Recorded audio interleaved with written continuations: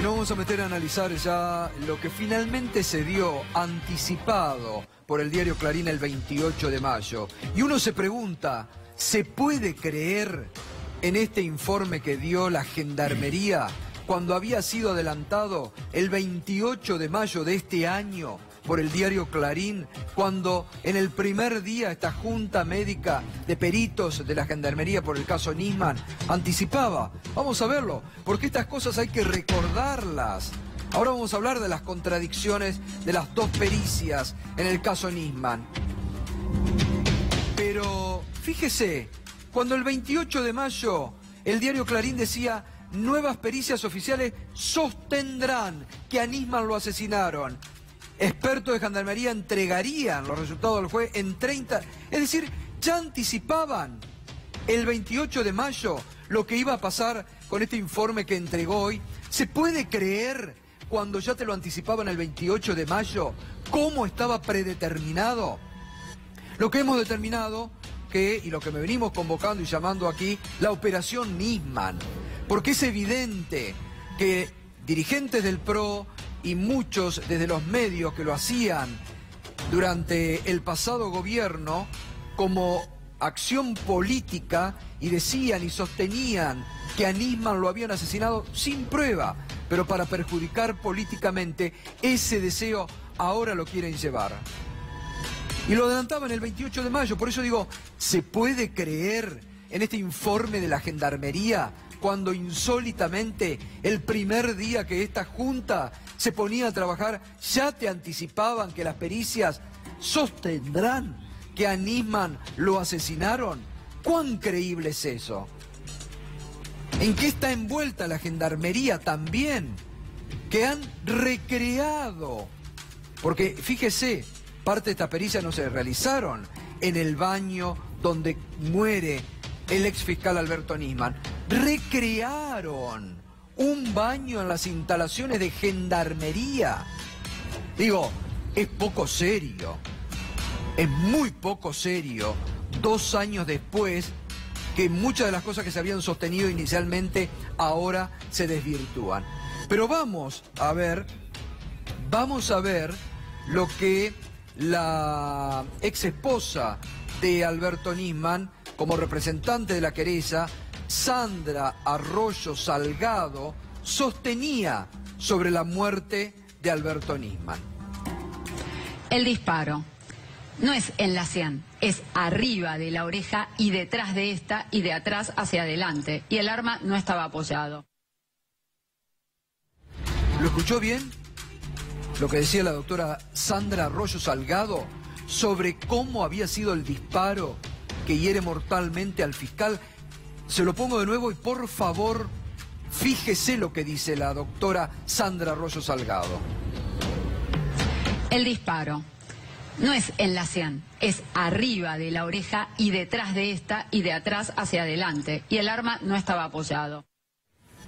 Claro, ella dice, no, el disparo no es en la sien, como siempre se sostuvo. Era acá atrás, porque aquí abonaba lo que decía la doctora Sandra Arroyo Salgado, que además es jueza, a que lo habían asesinado y que habían venido y lo habían matado apoyándole un arma acá.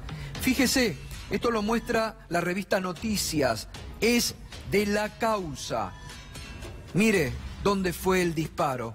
Orificio de entrada del proyectil, arriba y adelante de la oreja de Nisman. Totalmente contrario a lo que sostenía en lo que recién veíamos la doctora Sandra Arroyo Salgado.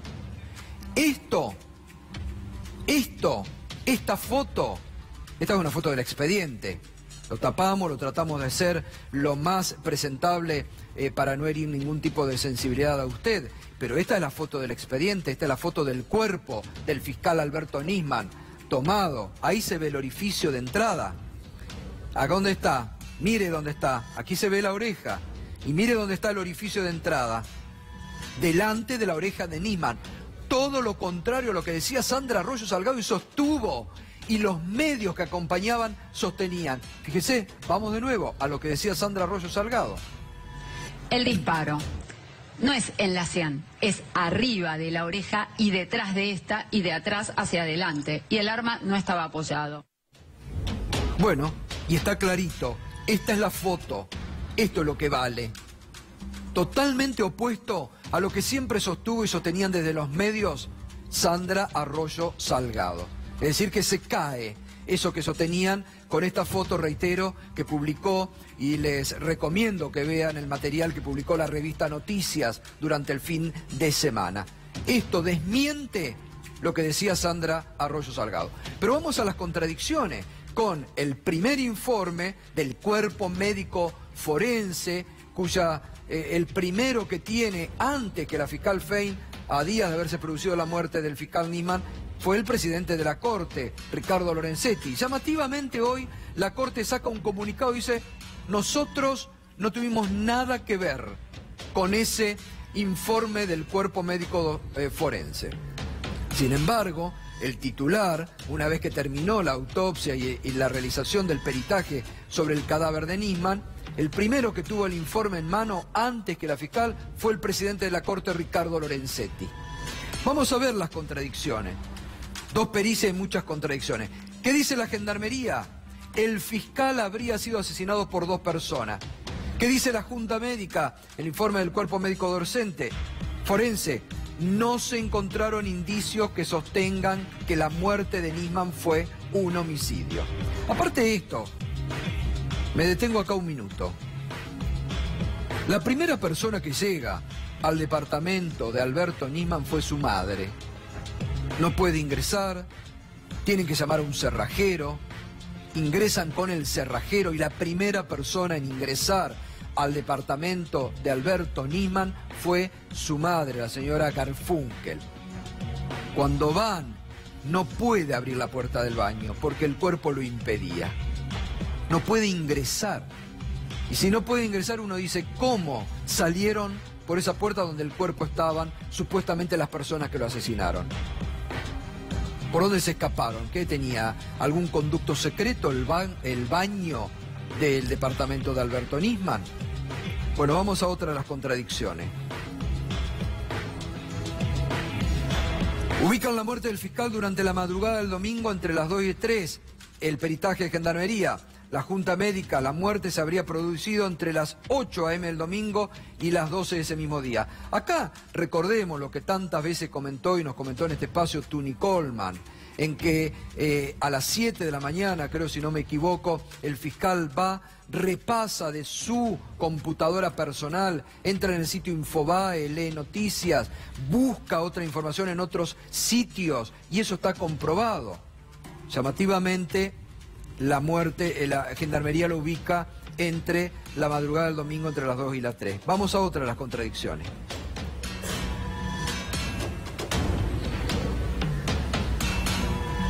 Gendarmería dice, por la ausencia de residuos de disparo, suponen que un tercero activó el arma. La Junta Médica que había dicho, para los peritos, los rastros de pólvora podrían haberse barrido por la sangre. Eso también fue muy controvertido en su momento. ¿Y qué más? No hallaron huellas, a excepción de las del fiscal, hubo limpieza de la escena. Esto también es un punto que va a traer muchísimas contradicciones, porque el cuerpo médico, lo que se hizo, el peritaje, hallaron huellas de su madre, de Lagomarsino, en una taza de café, porque habría tomado un café. Eso lo cuenta después Lagomarsino, que cuando llega a llevarle el arma, y hay una imagen que Lagomarsino dice, la llevé envuelta en un paño verde. El paño verde es el que aparece en el baño, arriba del banitori. Allí aparece el paño verde, se ven todas las fotos que se hicieron de la causa. Y cuenta Lagomarsino que le ofrece que si quiere tomar algo, y le hizo un café, que se lo prepare, que sabía dónde estaba. Incluso de la empleada doméstica hay huella. Y como dice ahora la Gendarmería, que no había huella. Además, esto está en la causa. Gato, además la pericia se hizo en un lugar que fue reconstruido, o sea, es medio extraño decir que no hay huellas, porque no es que lo hicieron en el departamento y además 2 años después, lo hicieron en un lugar que armaron especialmente y que... No, recrearon. Claro, que Mariano, recrearon. Que recrearon en la Gendarmería. Armaron como una especie de baño y trataron de recrear la imagen. ¿Cómo va a haber huellas ahí? Es medio ridículo. Sí, sí. Bueno, ¿cuál queda la última? A ver, y esto es lo importante que ahora vamos a analizarlo. Hallaron restos de ketamina y golpes en la cara y cuerpo del fiscal. La Junta Médica la primera que hicieron, no hallaron ketamina y los golpes serían por la caída del cuerpo tras el disparo. Además, él tenía golpes de antigua data sobre una de las piernas. Sí, un moretón en la pierna. Exacto. Exactamente. Bueno, hasta aquí las contradicciones. Ahora vamos a seguir porque tenemos más y sobre todo el testimonio de Carrillo de hoy. Hago un paréntesis. Vuelvo al tema de Santiago Maldonado, hoy ha sido un día importante, son horas decisivas para conocer la suerte del doctor Otranto, que ha sido recusado por la familia de Santiago y también por el Centro de Estudios Legales y Sociales. Y hoy el fiscal de Cámara dijo que Otranto tiene que ser apartado porque perdió y que tiene imparcialidad. Estamos en comunicación con Sergio Maldonado. Sergio, buenas noches y gracias por atendernos. Hola, buenas noches, Gustavo. ¿Cómo estás? Bien, bien. Gracias por atendernos porque sabemos que ha sido un día duro y difícil para ustedes llevar esta recusación allí a la Cámara de Comodoro Rivadavia, ¿no?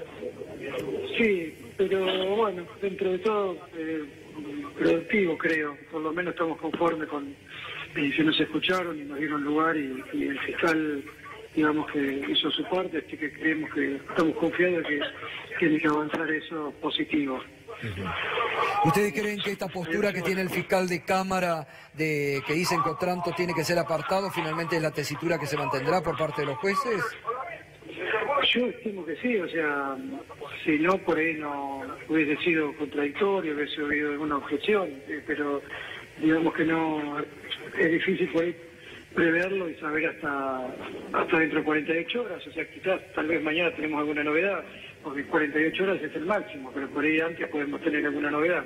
Ojalá que así sea, porque yo lo que le pedí encarecidamente al juez, cuando me refería a ellos, era que, es más, yo quería que si por favor me daban una respuesta en el momento. O sea, por ahí muy ansioso de mi parte, pero teniendo en cuenta que van 51 días y todos los días son como que cada día más importante. Sí, totalmente. Entonces, pero bueno, después entendí que no era tan así, no lo podía resolver en el momento y son 48 horas hábiles, así que... Sí, sobre todo, Sergio, después de las últimas manifestaciones del juez Otranto, después del papelón que hace con las rastas que manda a buscar a la provincia de San Luis, la verdad que se ve cómo trata de desviar la investigación del punto central que es la Gendarmería, ¿no? Digamos que por eso entrecorte que estoy arriba del micro porque estoy volviendo para esquema, pero te agradezco. Volviendo a eso, es por eso que yo me enojo el día lunes cuando voy que salió después diciendo que yo lo había increpado, y en realidad sí, lo increpé porque fui en un estado de desesperación al lugar, que aparte no está, el increpar, o sea, para que nos demos cuenta la violencia que por ahí tienen los mapuches, había 400 policías y estuvieron, yo no pude acceder, me enteré después, tuvo al testigo principal, que era Matías Santana y a otra persona más, con presientos en las manos, posados desde las 6 de la mañana que duró el operativo hasta las 3:30, 4 de la tarde. O sea que imagínense lo que es violencia por ahí para el juez, que yo lo insulté. O sea, en el estado que yo llego, veo a mitad de camino, que era más o menos 5 kilómetros antes de llegar ahí, había 3 personas como enterrando algo en la tierra. Me bajé y empezamos a correr con la abogada, con Verónica, por el medio del campo hasta que llegamos al lugar y en realidad era de lejos, no se veía, pero era uno de los que andaban patrullando con perros y estaba arreglando la mochila, pero bueno, uno de lejos ve y se imagina cualquier cosa. O sea que yo llegué en un estado que no sabía ni qué estaba pasando, después no te deja pasar, empezás con todo a hacerte la película de que no sabes qué está haciendo adentro, cuando había casi 400 policías, helicópteros y todo. Entonces es lógico que la ansiedad y los nervios es para insultarlo. Pero totalmente. Pasó eso y de la hipótesis esa, que estaba ahogado en el río, la dijo el domingo, en vez de comunicar con familia, lo hace a través de un diario, que parece que el diario La Nación se transformó en el vocero de él, en vez de agarrar y sacar un comunicado, informarnos a nosotros, y hace todo eso. El día martes me presento a verlo para que me dé explicaciones, porque si estaba ahí, todo lo que había dicho, a ver qué pruebas tenía, no me atiende, y atiende a los 2 abogados de Gendarmería, que eran pasaron ahí como si fueran Pancho por su casa, y el día miércoles sale con el allanamiento en una peluquería de San Luis. Entonces todos los días O sea, cuando yo dije en un momento que era impresentable, o sea, están las pruebas a la vista. O sea, no es que, que se me ocurren decir cosas y soy un delirante cuando hablo. Pero ustedes van viendo la cronología de todo esto y o sea, una persona así nunca va a avanzar. Totalmente, no hay totalmente. forma. Totalmente. Sergio, te agradezco mucho, te mando el abrazo de siempre y el acompañamiento permanente con ustedes y con la familia, ¿eh? Bueno, la verdad que muchas gracias a ustedes y sobre todo al canal en sí, porque se solidarizaron un montón. Hay un móvil en vivo todo el día en Esquel, a disposición de todos, no solo de nosotros, porque nos vimos con lo que pasó ahí con la comunidad del Río, con sí, es tremendo. Que lo hago público, no pude hablar con ellos, pero bueno, por lo que les pasó, no sé si anoche también les pasó algo también, no tengo la confirmación de eso, y veo que están ahí a disposición y están informando todo el tiempo, como hay otros medios también que lo están haciendo. Abrazo. Grande. Mis saludos y gracias. Gracias, Sergio, un abrazo grande. Sergio Maldonado, es un día importante, en las próximas horas se tendrá que determinar por parte de la Cámara Federal de Comodoro Rivadavia si finalmente es recusado el juez Otranto y se tiene que apartar de esta investigación bastante bochornosa, 51 días sin respuesta sobre dónde está Santiago Maldonado. Volvemos a este tema que también nos ocupa, la operación Nisman. Cada vez también es más evidente la operación que se ha montado entre parte de la justicia, de los medios y del gobierno. Tal vez también para desviar todo el foco de la desaparición forzada de Santiago Maldonado. Sobre las nuevas pericias, recién veíamos las contradicciones del cuerpo médico forense y de las pericias de gendarmería. Hoy habló claro, porque acá permanentemente el PRO, Cambiemos cuando era oposición, decía fue el gobierno, le faltaba decir que fue Nisman asesinado y que la expresidenta había accionado el gatillo, apretado el gatillo contra Nisman. Es más o menos lo que dijo hoy la doctora Elisa Carrió, ¿no? Después de conocerse estas pericias, dijo, fue el gobierno de Cristina Kirchner el que lo mató. Así. Eso es lo que aseguró hoy Elisa Carrió. Antes Alberto Fernández se mostró contrario y repudió esas declaraciones, pero el ministro de Justicia de la Nación,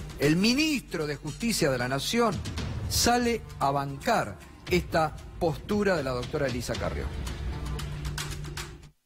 Creo que es algo que nos va acercando a despejar al menos la duda inicial que se había generado sobre si Nisman se había suicidado o había intervenido otras personas en este hecho.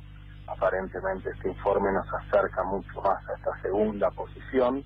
Digo, peritos de la Corte actuaron originalmente en las primeras pericias y habían manifestado que no había terceras personas en la muerte del fiscal. Bueno, eso es algo que es lo que va a tener que analizar el fiscal y el juez.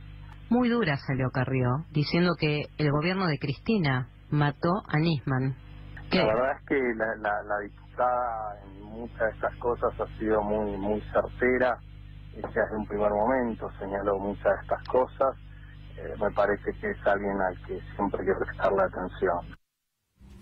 Bueno, lo que dice Garabano también es ministro de Justicia de la Nación, ¿no? La expresidenta hoy se refirió a este tema.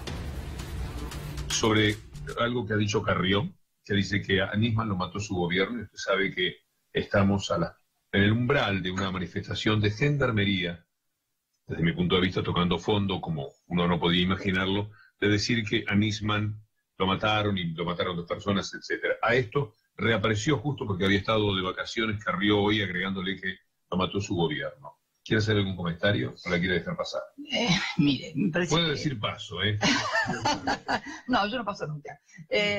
No, yo lo dije ya el otro día cuando estuve en la entrevista que tuvimos en Infobae con Novarecio. Me parece que ya le respondió Novarecio que aún cuando está en las antípodas de mi pensamiento es una persona mucho más lógica y mucho más sensata. No, me parece un disparate mayúsculo. El Papa... No merece responder, es un disparate mayúsculo. Bueno, como tantísimos otros que hemos escuchado, ¿no? Pero permíteme, ¿sí? Pero creo que responde un objetivo, es una bomba de humo también, me parece, ¿no? Es una inmensa bomba de humo para ocultar a Santiago Maldonado. Sí, o capacidad de daño, ¿no? O capacidad de daño, pero yo creo que fundamentalmente lo de Santiago Maldonado, porque la pregunta que se le va a seguir haciendo a Gendarmería y al gobierno es ¿dónde está Santiago Maldonado? Esta me parece que es la pregunta que deben responder. Bueno, estamos para analizar todo esto, este contexto político en el que se reabre el caso Nisman, el doctor Lavaqué, que ha seguido muy de cerca todo esto. Está también el pájaro Salinas, que ha escrito realmente, Juan José Salinas, que es colega y que ha escrito varios libros. Ha escrito un libro sobre el caso Nisman, Secretos Inconfesables, que tiene 2 tomos y que ha reglamentado, muchas veces lo hemos tenido aquí también cuando tratábamos este tema desde hace 2 años. Y también está Leandro Santoro, ¿no? Desde la política, Leandro, te pregunto, estas consideraciones que hace Carrió, dice, fue el gobierno de Cristina que lo mató a Nisman.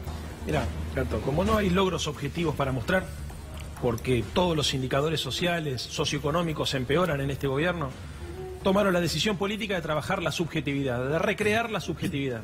Y ahí aparecen los conceptos de posverdad, de manipulación de la opinión pública, de la idea de construcción de un enemigo interno, para poder justificar también un gobierno que no consigue demostrarle a la gente para qué se lo votó.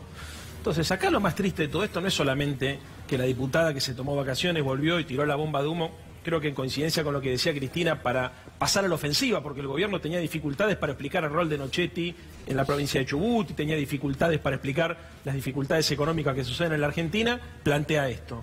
Lo más preocupante es lo de Garabano, porque, a ver, lo de Garabano, el ministro de Justicia debería tener una postura mucho más apartidizada, exacto, ¿no es cierto? Bueno, entonces, a mí me parece que esto, digamos, lamentablemente la discusión política en la Argentina se ha infantilizado. Y hay como un consenso tácito donde cualquier dirigente político, con tal de ganar fama, puede decir cualquier cosa. Y hay un consenso tácito al punto tal que como garpa para el show, porque esto es el show business, ¿no es cierto? Entonces, Leandro, recorre los medios de comunicación diciendo disparates, un disparate se justifica con un disparate mayor.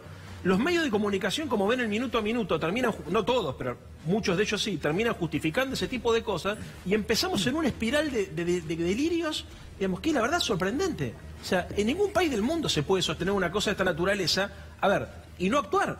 Porque si fuese cierto... Bueno, lo insinuaban desde el primer momento de la muerte. Realmente siempre lo hemos dicho, ¿no? Que se tiene que esclarecer, pero muchas veces pareció que no buscaban el esclarecimiento de la muerte de Nisman, saber qué pasó, sino que justamente era culpar al gobierno. Bueno, y ahora lo dice. Otro dato más importante también, que hasta ahora no se ha subrayado en esta discusión, es la causa que se le ha abierto a Cristina por traición a la patria, donde se pretende reflotar la denuncia de Nisman, que era un disparate total, que es uno de los problemas por los cuales también deberíamos empezar a entender por qué se sucedieron las cosas, porque la verdad Nisman tenía que ir el lunes a declarar al Congreso, a justificar sus denuncias de traición a la patria sin ninguna prueba. Digo, a ver, pasaron casi 2 años de eso, no apareció ninguna prueba que impute ningún delito. Perdóname, tenía que ir al Congreso a ratificar esa denuncia, presionado por la actual ministra de Seguridad, Patricia Bullrich, y la actual jefa de la Oficina Anticorrupción, Laura Alonso. Bueno, eran las 2 personas más cercanas y que lo tenían emplazado para que fuera al Congreso. A todo esto, termino con esto, a todo esto... lo llamó 5 veces Estiuso, que era supuestamente el que le tenía que facilitar las pruebas para poder justificar y sostener. Estiuso no le contestó el teléfono. Estiuso, que además es el jefe político de Arroyo Salgado. Todos sabemos que Arroyo Salgado llega a ser jueza de la mano de Estiuso, que además en este momento termina siendo un aliado del diario Clarín, ¿no es cierto?, para poder justificar esta mega operación en una situación que es absolutamente delirante. Y lo más triste de todo, Gato, que se está jugando no solamente con la sociedad argentina, sino incluso con las hijas del fiscal. Totalmente. O sea, llegan a la impunidad tan grande que terminan por manipular todo. Juan José. Sí, sí. El ministro dice que Lidita Carrió dijo cosas muy certeras. Yo quiero recordar nada más que dijo que había sido asesinado por un comando iraní que había llegado en el buquebús y que habían esperado en el puerto hasta que se había consumado el crimen y después se fueron. Esto es una cosa. La otra cosa... Que fue desestimado por la justicia. Delito. Porque se hicieron todos los peritajes y nunca se pudo comprobar. No había ningún oriental, ningún comando, ni árabe, buquebús, ni nada. No había nada. Y la otra cosa es lo de Gendarmería. Yo quiero hacer hincapié en esto, porque... Se va a decir ahora que le tenemos rabia, que hay algo personal contra la Gendarmería. No es así. No. No es para nada así. El papel que están cumpliendo los altos mandos de Gendarmería es patético, porque su alianza con el gobierno para reprimir la protesta social luego de las elecciones ha quedado totalmente al desnudo. Esto, lo que decía recién, también es cómico, de que no se encontraron huellas en un baño que se había recreado. Si se hubieran encontrado huellas hubiera sido un milagro metafísico. No, pero además yo le quiero decir a los gendarmes, quiero decir que no solo la reputación está en peligro. Acá hubo gendarmes con mucho valor. Hubo un gendarme, lo pueden googlear, que se llamó Domingo Beltrán, que fue uno de los principales denunciantes de las atrocidades que se cometieron en La Perla, poniendo en riesgo a un gaucho de Orán, Domingo Beltrán. Googleenlo, que declaró repetidas veces contando los crímenes que se habían hecho en La Perla, poniendo en peligro su carrera y el pan de sus hijos. Y sin embargo ya está fallecido. Y no es así. O sea que yo le digo a los mandos de Gendarmería y a los efectivos que hagan llegar las informaciones, que se las hagan llegar a vos, Gato, que la hagan llegar al Pájaro Rojo, que es mi blog, que la hagan llegar donde quieran. Porque no se puede mantener el silencio. Está claro como el agua que Gendarmería, efectivos de Gendarmería, detuvieron a Santiago Maldonado en las orillas del río Chubut. Sí, totalmente. Doctor Lavaqué, que toda esta reapertura, estas pericias de la Gendarmería 2 años después, ¿cómo lo analiza? Esto es una repetición de lo que yo he visto durante 14 años, llevo ya en el tema AMIA. En el tema AMIA es evidente, yo lo digo en este libro que ya lamentablemente está agotado, que se hizo al revés de lo que tiene que hacerse en toda investigación, penal, científica o lo que fuere. En lugar de ir a buscar la verdad, partiendo de la mente en blanco, cero, se adoptó un objetivo a conseguir y después se fue buscando prueba o no prueba, inventándola para que ese objetivo predeterminado se cumpliera. La profecía autocumplida. En la AMIA, Estados Unidos e Israel dijeron desde el primer día fue Irán y el Hezbolá, y durante 23 años que llevamos andan buscando cómo justificar. Bueno, acá de entrada dijeron fue Cristina. Y todo lo demás que ha sucedido en el tema Nisman es para justificar, entre comillas, que fue Cristina. Porque esta pericia de Gendarmería yo honestamente no perdería mucho tiempo en analizarla. Hay un solo punto que la hace destruir totalmente. Dicen que encontraron solamente huellas de Nisman porque el resto la borraron los asesinos. ¿Usted se imagina lo que es borrar huellas de todo menos de... ¿Y cómo sabían que esta había que dejarla y aquella borrar? Es una ridiculez enorme. Es tomarnos el pelo. Es tomarnos el pelo. No, ni siquiera saben escribir policiales, digamos. Esta pericia de Gendarmería hay que pasarla a la sección cómica y dejarla y ver qué está buscando el gobierno. Sí, doctor, discúlpeme. ¿Qué está buscando el gobierno con doctor, este tema? Discúlpeme. Esto lo va a tomar un juez y lo va a tomar un fiscal, además. Esta pericia de Gendarmería la va a tomar un fiscal, ¿no? Mire, y un juez. Si con el invento de la AMIA que fue Irán se han pasado 23 años, discúlpeme el término, macaneando, se van a pasar 23 años más con esto, no tenga la menor duda. Todo lo que necesiten para encontrar o para lograr el fin que buscan. Claro. El fin que buscan con el episodio Nisman, yo le llamaría episodio Cristina. Capítulo Nisman del episodio Cristina. Quieren destruir a Cristina. Voy a terminar por creer que el macrismo le tiene miedo, políticamente hablando, a la señora de Kirchner. Y yo creo que en esto se está sumando mucha gente de, yo diría de mente o de mentalidad un poco corta, de corto plazo. El mantenimiento de Cristina, para el peronismo por lo menos, no digo la jefatura de Cristina porque es un asunto por verse, la jefatura se gana en la cancha, los pingos se ven en la pista, pero Cristina representa algo en el peronismo de hoy y en el futuro del país. Dios dirá y la historia y ella con su futura acción, cuál es ese lugar, si la conducción, si una parte, pero evidentemente el peronismo se está jugando para el 19, se tiene que jugar a la unidad con Cristina, en su lugar cada uno, como para que la fórmula sea de unidad. Volvamos al tema. Esto es lo que quiere romper el gobierno. Sí, volvamos acá a esta pericia. Para usted entonces no tiene valor las pericias de Gendarmería. No, es cómica. No solamente no tiene valor, es cómica. Es cómica. Además, Gato, ¿te acordás que decíamos, que las pericias se construyen con pruebas y no con conjeturas? Lo que yo comentaba en la primera hora del programa es fantástico. Se dice que hay presuntamente 2 asesinos y que el fiscal tiene un golpe en la nariz que no dejó hematoma porque uno de los asesinos es experto en karate.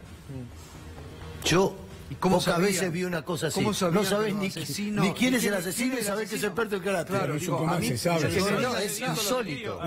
Yo pocas veces vi una cosa así. Un editorialista de Clarín, hay que recordar que dijo, un editorialista de Clarín, felicitado en la época de Videla como joven brillante, dijo que había sido un comando mixto venezolano-iraní entrenado en Cuba. Entonces, a partir de ahí, ya el ridículo no se puede, ya estamos en el ridículo, y no se puede ir más lejos. Bueno, a ver, la ministra de Seguridad llegó a decir que vio una película rusa donde había un señor que era suicidado con un aparato y un piolín.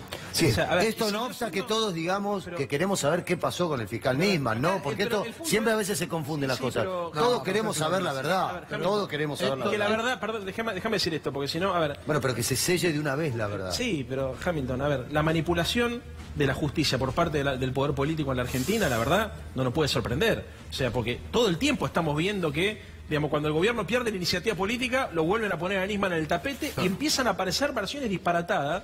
Acá hay que entender que hay un bloque de poder. O sea, esto no es el gobierno solamente, es el... No, pero adelantado, discúlpame, que no hay que perder de vista lo que mostramos nosotros acá. El 28 de mayo, el diario Clarín ya sabía que las pericias iban a decir que lo habían asesinado. Gato, el bloque de poder que opera en la Argentina es un sector de la política, cambiemos un sector del radicalismo, el PRO, el poder económico, un sector importante de los medios masivos de comunicación y el partido judicial. Y le agregaría una quinta pata, que es un sector de los servicios de inteligencia. Entonces todos operan en conjunto. Porque la pericia de Nisman se empezó a utilizar antes que se haga, como decías vos, cuando lo publica Clarín en mayo, y después la filtran para bloquearlo de Maldonado. Es una locura. Claro, entonces, a ver, pero acá hay que entender que trabajan juntos, porque mucha gente dice, no, esto es verdad porque la justicia repite lo mismo que dice Clarín, que a su vez es lo mismo que dicen los servicios, que a su vez es lo mismo que repite el ministro. O sea, hay un juego y una operación de pinzas para trabajar sobre la subjetividad de la gente y para convencernos de lo que la Nata llama la noticia deseada. La Nata habla de la noticia deseada, dice, acá hay una noticia deseada que es la idea de que todos queremos que esto sea así por distintos motivos, porque nos hemos convencido, y tiene que ser así. Entonces cualquiera puede sostener, en ningún país serio del mundo se sostiene una ministra de Seguridad como Bullrich diciendo las barbaridades que dice, un ministro de Justicia como Garabano diciendo las barbaridades que dice, perdón, y que no pase nada. Porque si fuese de verdad así, la Argentina tendría que tener una conmoción política que no está teniendo por este tema, lo está teniendo por otro tema. Y a mí me gustaría después analizar en 2 minutos otro aspecto de la cuestión, que me parece que lo incluye dentro del panorama político general, que uno ve que está el gobierno empujando. Porque esto es un episodio de una serie. Pero lo podemos hacer cuando el conductor diga. No, está bien. Digo, también no hay que escapar, no sé usted cómo lo analiza, que también es experto en temas internacionales. Justo se da en el marco de la reciente visita del primer ministro de Israel. A eso iba. Miren, han sucedido 4 o 5 cosas que necesariamente, y no es por repetir a Cristina que todo tiene que ver con todo, pero todo esto tiene que ver con todo esto. El juicio en ausencia lo impulsa el doctor Mario Cimadevilla desde la Secretaría de Investigaciones del Ministerio de Justicia, es decir, del Poder Ejecutivo. Que no le dan fondos, por otra parte, ahora el gobierno. No le dan fondos. No le dan fondos por otro motivo que también es necesario analizar. Ese juicio en ausencia va al Senado. A mí Pichetto me pide un informe personal, le doy un informe negativo, pero no porque Irán o por no Irán. Le digo, esto es un clavo para la Argentina, porque si abren el juicio en ausencia, en el juicio en donde Irán va a poder presentar pruebas, aunque no vengan sus acusados, se va a demostrar que no hubo coche bomba, porque basta con pasar el georradar por la vereda de la AMI y comprobar que nunca existió el coche bomba. Van a perder esto, tengan cuidado. Después se le entregué una copia de ese informe a Federico Pinedo en la mano. Bueno, yo no digo que por esto se frenó, pero se ha frenado porque no saben cómo salir del paso. Simultáneamente con esto se dicta el decreto 229/17 y aquí hay que reconocerle el mérito a APEMIA. APEMIA, la señora Laura Ginsberg y el doctor Pablo Gitter, son los que han dado una conferencia de prensa hace 20 días, me invitaron a mí, yo estuve ahí, estuvo Pérez Esquivel, Recalde Héctor, el papá, estuvo Wiener, estuvo Alcira Argumedo, que fue la anfitriona, y ahí Laura Ginsburg y Gitter dieron a publicidad algo muy serio. Este decreto, formalmente hablando, pasa la custodia y el uso de la información reservada que hay de la AMIA, confidencial, se la saca a los fiscales judiciales y se la pasa a Cimadevilla en el Poder Ejecutivo. Claro. De modo tal que hay una intromisión evidente en un juicio, en una causa penal, del Poder Ejecutivo. Pero lo que ha denunciado Laura Ginsburg ese día es peor todavía. Cima de Villa, con eso en la mano, y como no tiene equipo ni técnico ni humano para realizar esos estudios y tener eso en custodia, se lo va a transferir a una entidad privada que es la Universidad de San Andrés. Y la Universidad de San Andrés está todo arreglado porque tampoco tiene equipo, es nada más que un testaferro. Se lo va a dar a Stiuso. No, se lo va a dar a Palantir. Y Palantir es una empresa internacional con sede en California, cuya propiedad es 50% de la CIA y 50% del Mossad, que agrupa toda la información de las 16 agencias Gustavo, secretas de no sé Estados si hay Unidos. tiempo, pero te quería anunciar una cosa. Lo que ha trascendido ya de esos papeles secretos, por ejemplo, ha trascendido varias cosas. Una, que la CIDE nunca creyó que Irán tuviera nada que ver y que se reunían los jefes de la CIDE con Moshe Rabani, con el agregado, con el que reemplazaba al embajador, etcétera, etcétera. Y la otra, que la CIA le pidió a la CIDE que por favor Rabani se fuera del país, que le ofrecieran dinero para que se fuera del país y que si no, lo hicieran lo imposible. Y de hecho pasó eso, porque una vez Rabani se fue de vacaciones y no lo dejaron ingresar nunca más a la Argentina. Es decir, nunca lo quisieron interrogar. ¿Por qué? Porque saben que realmente no tuvo nada que ver con el atentado y si lo interrogaran esto quedaría bastante claro. Ahora, hoy llama eso la se atención... llamó Operación Cacerola y es uno de los papeles que ha salido y que pueden consultar en pájarorrojo.com.ar. ¿Y eso dónde salió? ¿En el juicio por encubrimiento? No, esos son los papeles que es una filtración de los papeles que estaban en Pasaje Barolo, que es la ingente cantidad de material que la CIDE de Stiuso nunca quiso darle a la justicia, que hurtó y que escondió de la mirada de la escudriñadora de los jueces y fiscales. El tema para mí grave es que si uno suma juicio en ausencia, decreto 229, trato con Palantir y con la Universidad de San Andrés, ente privado que va a tener nuestra información confidencial que la CIDE ha recogido para los fiscales. Si suma todo esto y le agrega la campaña contra Cristina por este tema, está muy claro. Acá se va a hacer una pantomima de juicio en ausencia con material que Palantir entidad privada extranjera de la CIA y el Mossad le va a mandar al juicio, para que sobre esa base, o a los fiscales y al tribunal oral, para que sobre esa información dicten sentencia. Ahora, hoy llamó la atención que el diputado Waldorf, salió por la tele, ¿no? Sí, el diputado Waldorf dijo, fue un servicio. Pero no dijo cuál. ¿Qué diputado, perdón? Waldorf, que era integrante de la... Toda esta operación, la operación Nisman arranca cuando Cristina toma la decisión política de sacarlo a Stiuso de la CIDE. Ahí que comienza. Justo era cuando arrancaba el juicio cercano al encubrimiento, a MIA2, que vos lo has tratado muchas veces. Entonces, ¿por qué arranca todo esto? Cristina dice, bueno, se acabó el tema de lo que no hizo nadie en democracia, ni Alfonsín, ni de la Rúa, ni Menem, ni Duhalde, ni Néstor, lo hizo Cristina. Dijo, muchacho, el criptoestado del negocio del señor Stiuso se terminó. Toma esa decisión y además al poco tiempo arrancaba el juicio del encubrimiento al Amión, de Stiuso y tantos otros más de la CIDE estaban involucrados. Ahí se activa la operación de Nisman, por eso Nisman deja a las hijas en Europa, viene a hacer la presentación fantasiosa esa acá, Servini de Cubría no le abre la feria y empieza todo el problema que termina, digamos, con el suicidio, por lo menos desde mi perspectiva, de Nisman. Ahora, esta operación que arranca en ese momento, después se ha reflotado todo el tiempo, y se han intensificado. Yo quería hacer 3 o 4 comentarios sobre cosas simples que han pasado que empezamos a naturalizar. Por ejemplo, digamos, los RAM como grupo terrorista es un gran problema que tenía la Argentina, nos empezamos a enterar ahora. Los infiltrados en las movilizaciones por lo de Santiago Maldonado. Por ejemplo, el tema de el secuestro de un jefe de policía de la provincia de Buenos Aires que en realidad estaba tomando cocaína y jugando en un casino de la provincia de Buenos Aires. El problema, las molotov que han tirado ahora en la legislatura. A ver, hay que ser muy ingenuo para no darse cuenta que el gobierno está generando todo el tiempo microoperaciones de distracción y empezamos a naturalizar. Entonces, y más, yo te decir una cosa que por ahí a la opinión pública no le va a caer bien, que la señora Vidal vive en una base militar es una operación de prensa. Todos somos conscientes que es una operación de prensa porque lo que buscan es construir un enemigo y ese enemigo es violento. Y Vidal es el arquetipo de la bondad y el arquetipo de la justicia. Entonces está siempre amenazada por mafias.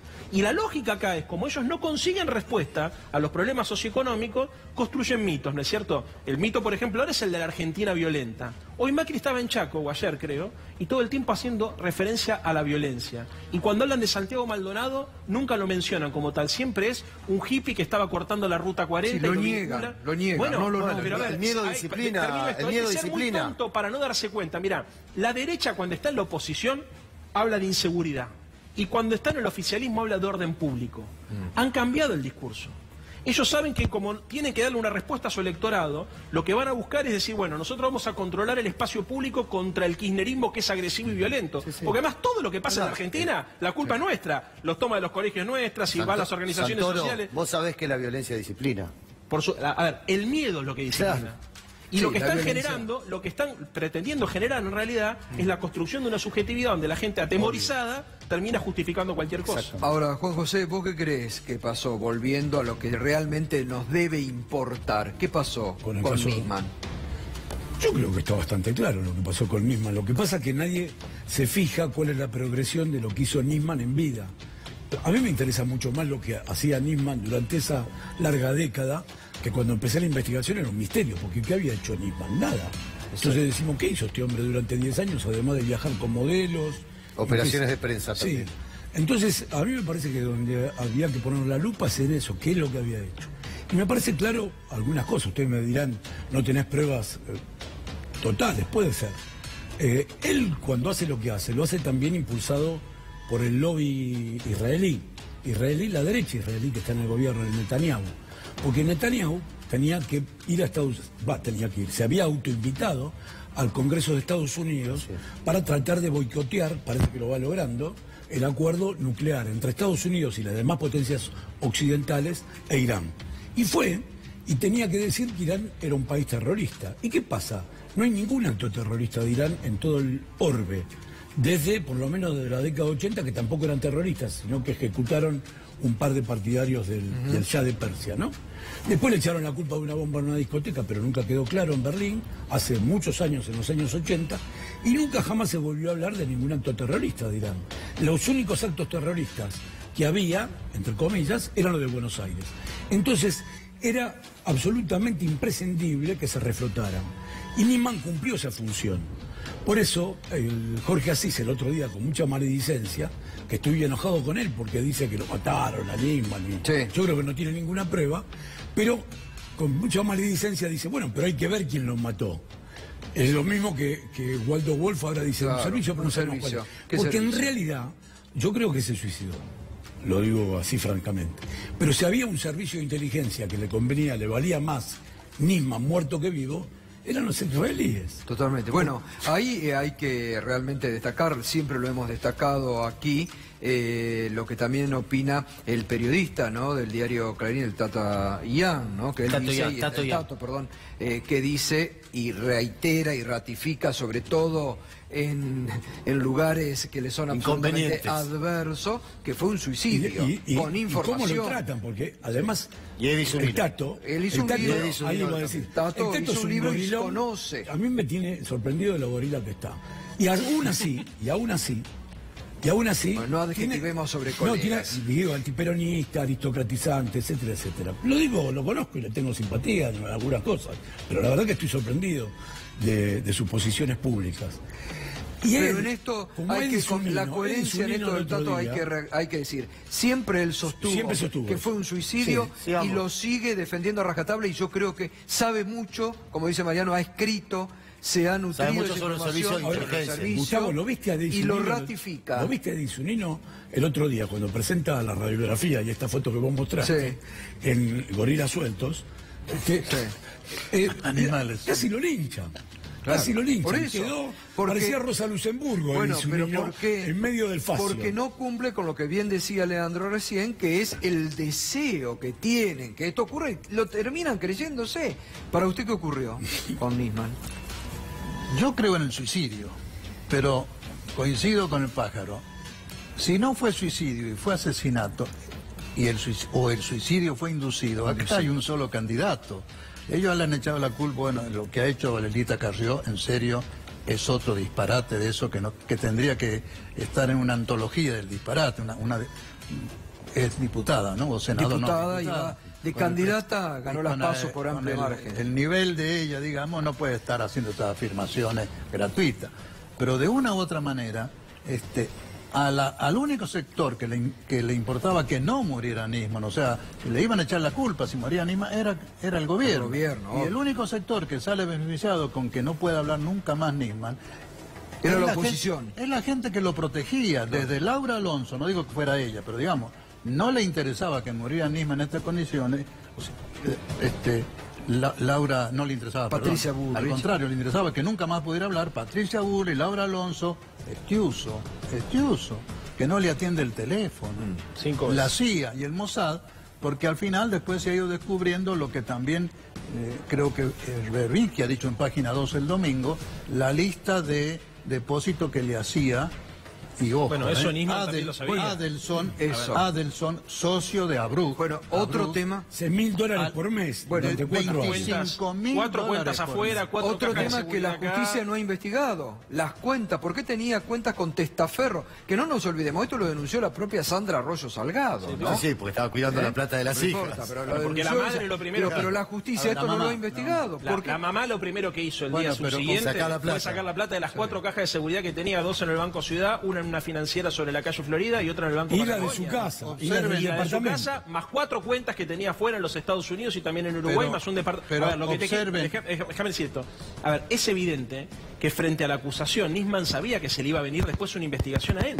Entonces él no tenía pruebas para sostener el delito que estaba acusando a la Presidenta de la Nación. Ninguna prueba. Porque además, a ver, es muy simple. El equipo de Nisman sigue trabajando, sigue funcionando. Totalmente. O sea, bueno, y no apareció una sola prueba. Mirá, se habla mucho de las grabaciones. Yo escuché las grabaciones que subió el diario La Nación, por ejemplo. No hay una grabación de un funcionario público, político. Son todos personajes marginales. Yusuf Khalil, Esteche, bueno, y demás personajes que no son gravitantes. En la Argentina, a ver, uno puede decir de Cristina muchas cosas, pero es una señora inteligente. Todos sabemos que es una señora muy inteligente. Presuponer que Cristina va a armar una suerte de diplomacia paralela con Esteche y con Delía, la verdad, solamente en un país infantil como este se puede plantear esa posibilidad. Además lo tenía totalmente apartado del gobierno. A ver, solamente en un país como este podemos pensar de verdad, en este país, con esta subjetividad, con esta manipulación de los medios de comunicación, con este circo mediático que hemos armado para donde vale cualquier cosa, decir cualquier cosa, que Cobos es narco, que Massa es narco, que es lo que dice Carrió todo el tiempo, y nadie, que la Cámpora se arma porque está haciendo un entrenamiento para hacer un autogolpe. Termino con esto, Gato. La verdad, le hace mal a la política.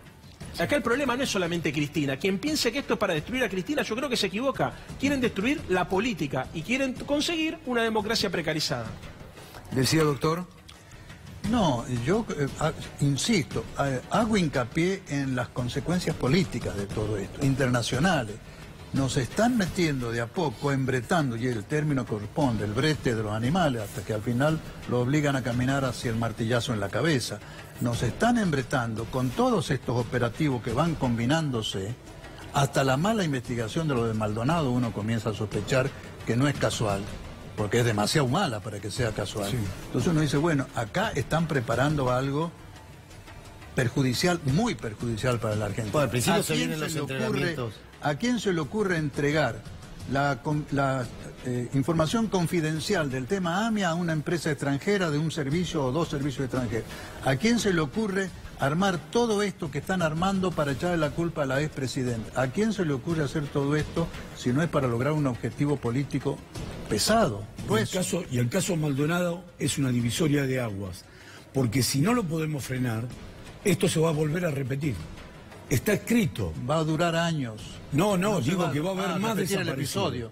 Va a haber más desaparecidos, porque es de un descaro como se está protegiendo a los que... Yo no creo que haya un plan. Si yo fuera Gran Bretaña, pero hay gente Gran Bretaña y tuviera a Geoffrey Lewis con el aeropuerto donde lo tiene, las estancias donde las tiene, y si yo fuera Benetton, me alegraría mucho de lo que está sucediendo. A mí me preocupa mucho la indiferencia de un sector de la sociedad frente al caso Maldonado. Muchísimo. Y eso también tiene que ver con la construcción de la subjetividad que está haciendo la gente. Han embarrado la cancha de nuevo. Porque ¿sabes qué? Yo le di una encuesta que dice que el 40% de la población piensa que en realidad lo de Maldonado es una operación kirchnerista para perjudicar al gobierno. Entonces acá estamos hablando frente a un problema, esto de la infantilización del debate político, termina filtrando. Y este no es un problema del kirchnerismo, del radicalismo, del macrismo, de nada, es un problema de los argentinos. Sí, a ver, entonces, viste, vos recién decías la posibilidad de los desaparecidos. A mí lo que me preocupa es la indiferencia, inclusive hasta la frialdad de un sector de la sociedad que puede llegar a pensar esto. Mira, el otro día, bien lo hablábamos el lunes con Esloto en el pase, que él dedicó el programa a eso. Lo que tantas veces, y vos lo sabéis, lo te acordarás, Raúl Alfonsín decía, del enano fascista que teníamos guardado los argentinos y que en algún momento se despertaba. Se ha despertado ese enano fascista en un sector muy importante de la sociedad argentina en este momento. Claro, y así se va y se lo niega a Santiago Maldonado, hacen división de clase hasta en ese tema. Esa es la verdadera grieta. Bueno, es que esa es la verdadera grieta. Cuando Durán Barba dice, a nosotros lo de Maldonado no nos perjudica electoralmente, sino que hasta nos termina beneficiando, porque va en la lógica de profundizar la grieta. Hay un detalle también ahí, porque está el tema del enano fascista, como decía Raúl, pero también hay un tema que para mí es muy complicado, que es el tema de la indiferencia y de la frialdad de un sector de la sociedad, que estos temas que para nosotros son conmovedores les resultan indiferentes. Bueno, les agradezco, como siempre, gracias Pájaro, gracias Leandro, gracias doctor Lavaqué, que realmente siempre aportan la información precisa sobre este tema, siempre los consultamos. Pausa y ya venimos para el cierre.